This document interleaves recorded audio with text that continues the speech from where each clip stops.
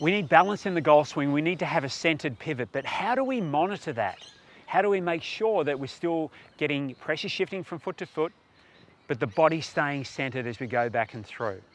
We're going to find that out today. Hi, I'm Peter Knight. I've created this channel, Peter Knight Golf, to help you play the best golf you can. And if you subscribe, then you'll find that you will get a video every week that is going to help you play the best golf you possibly can. And I'm not going to edit that. Anyway, let's have a look at today's video.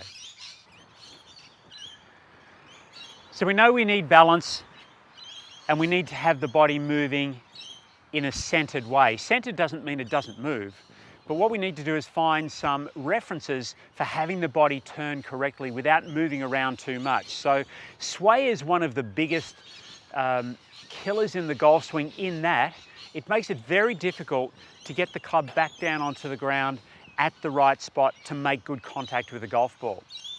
So here's a really easy way to look at centeredness, and it'll also help with this setup. When I set myself up here, if I imagine I've got a line running up the outside of my right leg, and you can monitor this either in any reflection, even using your shadow on the ground. Imagine I've got a line running up the outside of my body. That line should go through to the right side of my head. So when I'm setting myself up, if my upper body is too straight, then my head's going to be forward of that imaginary line. If I lean back too far, then my head has crossed that line. So at address, I want my right side of my leg, that imaginary line which continues up, to go to the right side of my head. When I swing the club back, I want my right leg to stay against that imaginary line. So from here, I'll turn back to the top of the swing.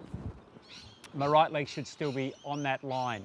It hasn't moved back and crossed it, nor have I swung back and my hips moved away from it.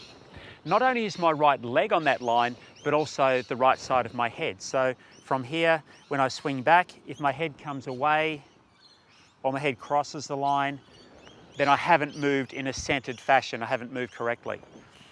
But if I swing the club back and the right side of my head stays against that line, then I have moved back in a centered fashion.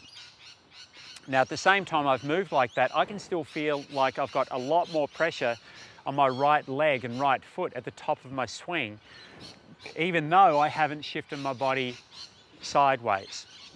So from the start, back to the top of the swing, everything stayed against that line.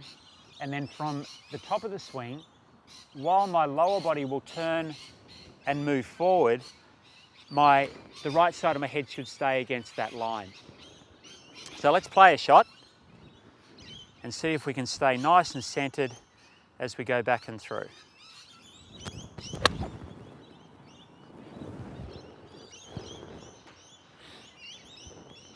So when you're practicing that, a good way to practice it, if it's a sunny day, not like this today, with your shadow cast forward, then you can monitor that movement. Put an alignment rod or a golf club on the ground, out of the way of your swing, of course, and then you can just watch your shadow as you're moving back and through. Otherwise, you can just use your reflection. If you practice that centered movement with every club, you'll find that your ability to get the club back to the ball and meet the ball on the ground correctly will improve enormously.